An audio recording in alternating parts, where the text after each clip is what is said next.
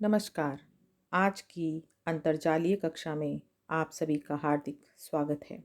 हम कारक प्रकरण का अध्ययन कर रहे हैं। कारक प्रकरण के तहत हम द्वितीय विभक्ति का अध्ययन कर रहे हैं। द्वितीय विभक्ति में कर्म कारक होता है जिसका चिन्ह है को। पूर्व के वीडियो में हमने द्वितीय विभक्ति से संबंधित 3 सूत्रों का अध्ययन किया।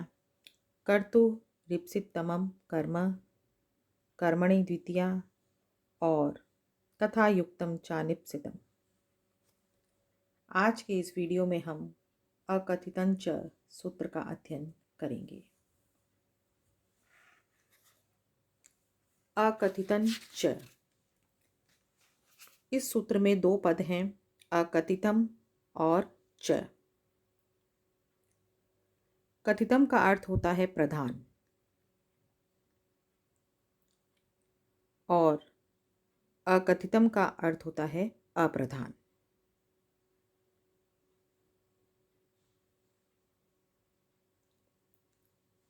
इस प्रकार अकथितम का इस सूत्र में अभिप्राय है अप्रधान कर्म या गौण कर्म। सूत्र में दिए गए च पद से यहाँ पर कर्तुरिप्सितमम कर्म सूत्र के कर्म की अनुवृत्ति लाई जाती है।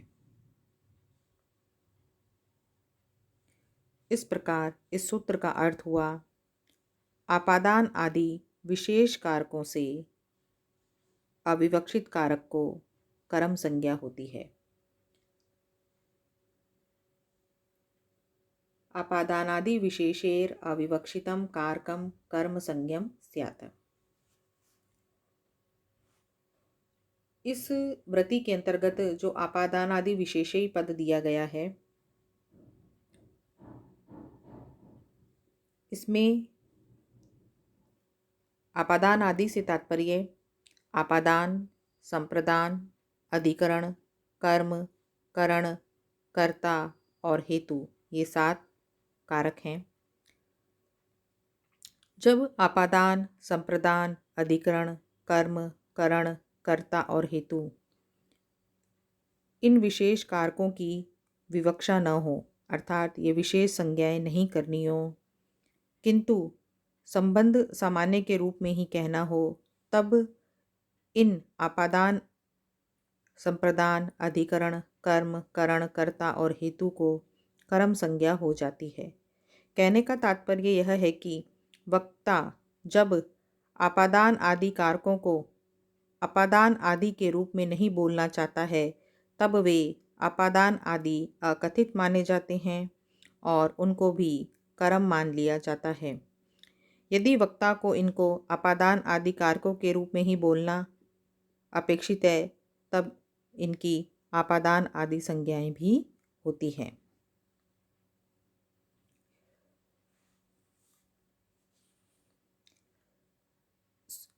सोलह द्विकर्मक धातुओं के प्रधान कर्म से संबंधित जो अपादान आदि कारक हैं, उनको अकथितम कर्म माना जाता है। 16 धातुएं हैं, दूह, याच, पच, दंड, रुधि, प्रच्छी, ची, ब्रू, शाशु, जी, मथ, मुषाम, कर्म युक्त स्याद कथितम तथा स्यान्नी री कृष्वहाम। अर्थात दूह, याच, पच, दंड, रुद्र, प्रच, ची, ब्रू, शाश, जी, मथ और मुश, इन धातुओं के कर्म के साथ जिनका संबंध होता है, तथा नी, री, कृष और वह धातुओं के कर्म के साथ जिनका संबंध होता है, वह अप्रधान कर्म होता है और यही अकथित कहलाता है।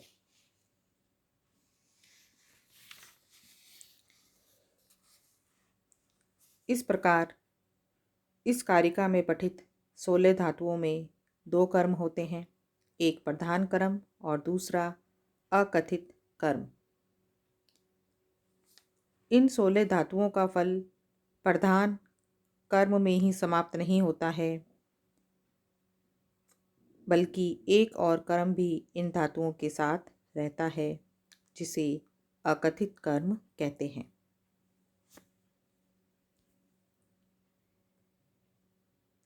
जैसे गोपः गाम पयः दुग्धी, ग्वाला गाय का दूध दूहता है।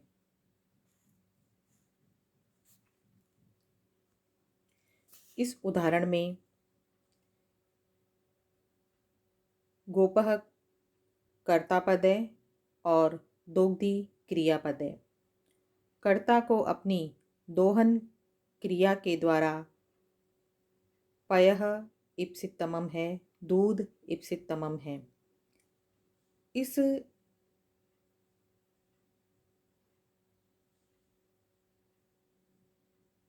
इप्सितमम पदार्थ की कर्तुरिप्सितमम कर्म सूत्र से कर्म संज्ञा करके और कर्मणि द्वितीय सूत्र से इसमें द्वितीय विभक्ति का विधान किया गया है। तो पयः यहाँ पर प्रधान कर्म के रूप में प्राप्त हुआ। इस प्रधान कर्म से संबंध रखने वाला गोपद यहाँ पर अकथित कर्म है। इस अकथित कर्म में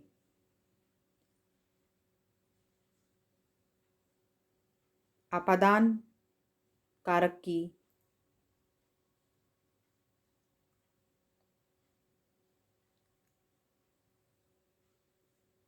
प्रयुक्ति होनी चाहिए थी, परंतु आपादान कारक का यहाँ पर प्रयोग नहीं किया गया, क्योंकि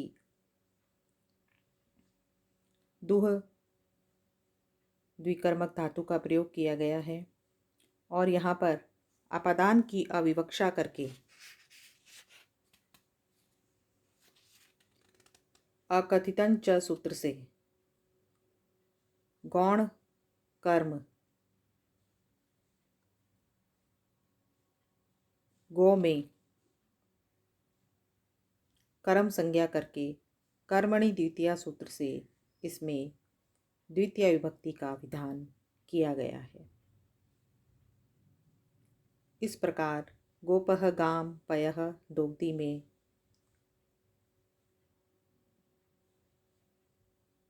प्रधान और अप्रधान दोनों प्रकार के कर्म में द्वितीय विभक्ति का विधान किया गया है।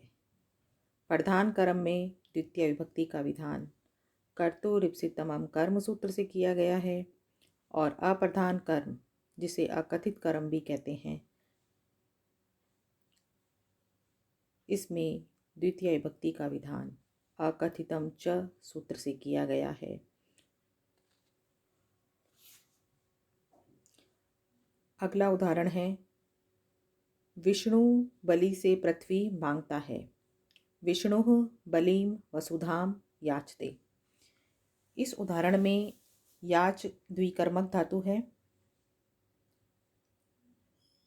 इसमें पृथ्वी को मांगता है, तो पृथ्वी यहाँ पर प्रधान कर्म है। इसमें कर्तुरिप्सितमम कर्म सूत्र से कर्म संज्ञा करके कर्मणि द्वितीय सूत्र से इसमें द्वितीय विभक्ति का विधान किया गया है। इस प्रधान कर्म से संबंध रखने वाला गौण कर्म बलि से है। इसमें आपादान कारक की अविवक्षा की गई है और उसके स्थान पर याच धातु के प्रयोग के कारण अकथितं च सूत्र से बलि से इस गौण कर्म की कर्म संज्ञा करके कर्मणि द्वितीय से इसमें द्वितीय विभक्ति का विधान किया गया है।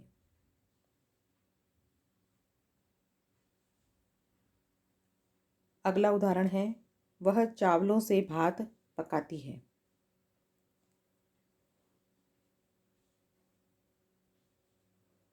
सा तंडुलान ओदनम पचती।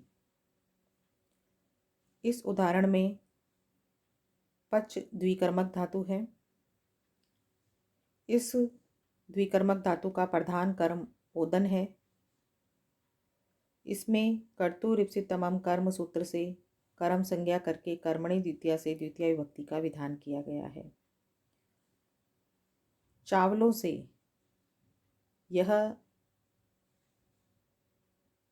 अप्रधान कर्म है जो कि प्रधान कर्म से संबंधित है। इसमें करण कारक का प्रयोग होना चाहिए था, परंतु कारक का प्रयोग नहीं करके पच धातु के योग के कारण इसमें अकथितन च सूत्र से कर्म संज्ञा करके कर्मणि द्वितीया से इस अप्रधान कर्म तंडुल में द्वितीय विभक्ति का विधान करके तंडुलान पद किया गया है। अगला उदाहरण है, राजा चोर पर 100 रुपये दंड लगाता है। नृपः चोरम शतम दंडयति। यहाँ पर दंड द्विकर्मक धातु है। इसका प्रधान कर्म शतम है। इसमें कर्तु ईप्सित तमाम कर्म सूत्र से कर्म संज्ञा करके कर्मणि द्वितीया से द्वितीय विभक्ति का विधान किया गया है। इस प्रधान कर्म से संबंधित चोर पर यह अप्रधान कर्म है। इसमें दंड धातु के प्रयोग के कारण अकथितन च सूत्र से कर्म संज्ञा करके कर्मणि द्वितीया से द्वितीय विभक्ति का विधान किया गया है। अगला उदाहरण है, महेश बाड़े में गाय को रोकता है। महेश वज्रम काम अवरुणथि। यहाँ पर रुद्ध धातु के प्रयोग के कारण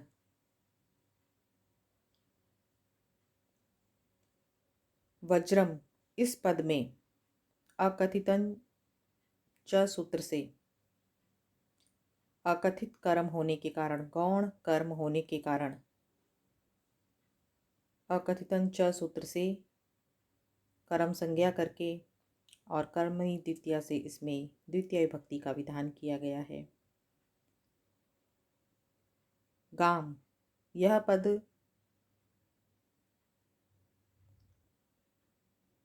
ईप्सितमम है, इसलिए इसमें कर्तु ईप्सितमम कर्म सूत्र से कर्म संज्ञा करके कर्मणि द्वितीया से द्वितीय विभक्ति का विधान किया गया है।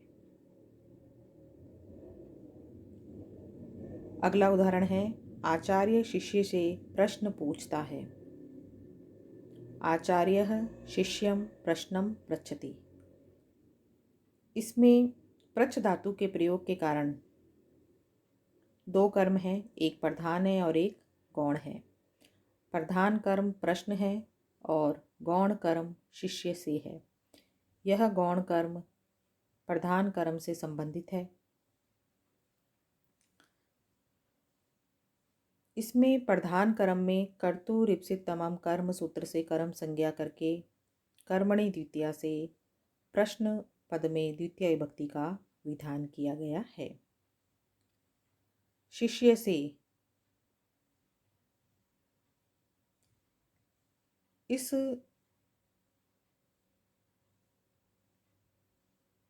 पद में अकथितन च सूत्र से प्रच्छ धातु के प्रयोग के कारण कर्म संज्ञा करके कर्मणि द्वितीया से इसमें द्वितीय विभक्ति का विधान किया गया है। लता लताओं से पुष्प चुनती है। लता लताः पुष्पाणि अवचिनोति। यहाँ पर ची धातु के प्रयोग के कारण दो कर्म हैं, एक प्रधान दूसरा गौण। प्रधान कर्म यहाँ पर पुष्प है और गौण कर्म यहाँ पर लता है। प्रधान कर्म पुष्प में कर्तु ईप्सित तमाम कर्म सूत्र से कर्म संज्ञा करके कर्मणि द्वितीया से द्वितीय विभक्ति का विधान किया गया है। और ची धातु के प्रयोग के कारण अप्रधान कर्म लता में अकथितन च सूत्र से कर्म संज्ञा करके कर्मणि द्वितीया से द्वितीय विभक्ति का विधान किया गया है। पिता पुत्र को धर्म के बारे में बताता है, उपदेश देता है। पिता पुत्रम धर्मम ब्रूते शास्ति। इस उदाहरण में ब्रू और शास इन दो द्विकर्मक धातुओं का प्रयोग किया गया है।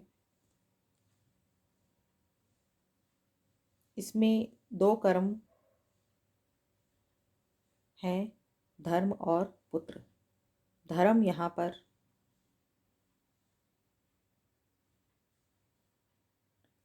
अप्रधान कर्म है और पुत्र यहाँ पर प्रधान कर्म है।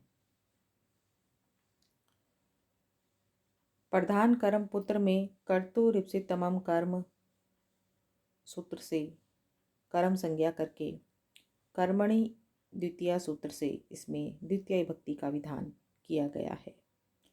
और इससे संबंधित अप्रधान कर्म धर्म में अकथितन च सूत्र से कर्म संज्ञा करके और कर्मणि द्वितीया से इसमें द्वितीय विभक्ति का विधान किया गया है। अगला उदाहरण है, राजा शत्रु से नगर जीतता है। नृपः शत्रुम नगरम जयति। इस उदाहरण में जी धातु का प्रयोग है जो कि द्विकर्मक धातु है। इसमें दो कर्म हैं, शत्रु और नगर। नगर यहाँ पर प्रधान कर्म है। इसमें कर्तुरिप्सितमम कर्म सूत्र से कर्म संज्ञा करके कर्मणि द्वितीया से इसमें द्वितीय विभक्ति का विधान किया गया है। शत्रु यहाँ पर गौण कर्म है, अकथित कर्म है। इस गौण कर्म में जी धातु के प्रयोग के कारण अकथितन च सूत्र से कर्म संज्ञा करके कर्मणि द्वितीया से इसमें भी द्वितीय विभक्ति का विधान किया गया है।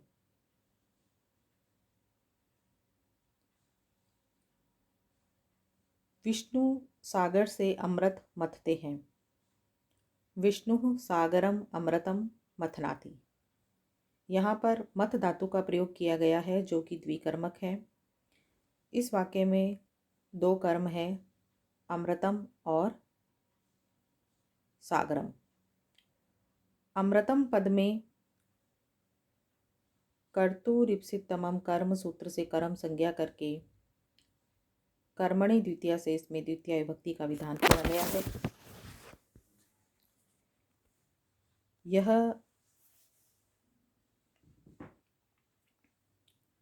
प्रधान कर्म है। सागर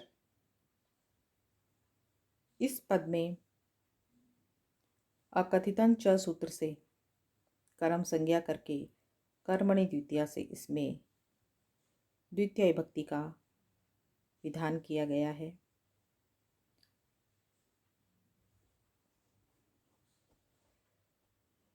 यज्ञदत्त देवदत्त से 100 रुपये चुराता है। यज्ञदत्तः देवदत्तम शतम मुष्णाति। यहाँ पर मुष् धातु का प्रयोग किया गया है जो कि द्विकर्मक है। यहाँ पर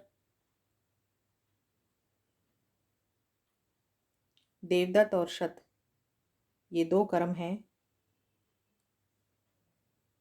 देवदत्त यहाँ पर अप्रधान कर्म है और शतम यहाँ पर प्रधान कर्म है।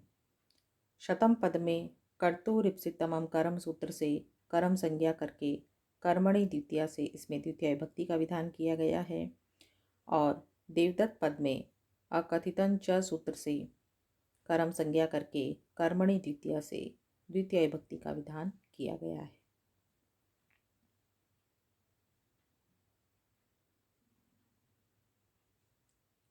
किसान बकरी को गांव ले जाता है।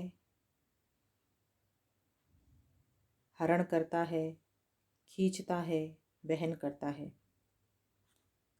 इस का संस्कृत अनुवाद होगा कृषकः अजाम ग्रामम नयति हरति कर्षति वहति वा। इसमें नी, री, कृष और वह, इन 4 द्विकर्मक धातुओं का प्रयोग किया गया है। इनका प्रधान कर्म ग्राम है। गौण कर्म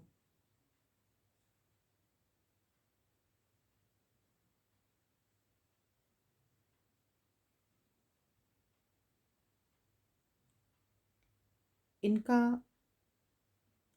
प्रधान कर्म बकरी है और गौण कर्म गांव है।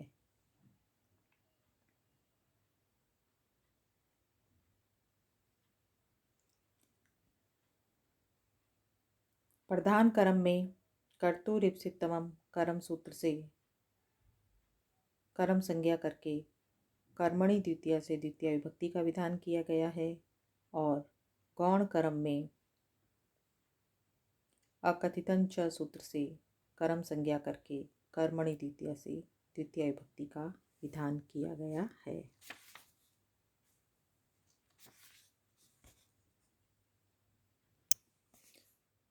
इस प्रकार कृषकः अजाम ग्रामम नयति हरति कर्षति वहति, इस उदाहरण में अजाम मुख्य कर्म है और ग्रामम गौण कर्म है।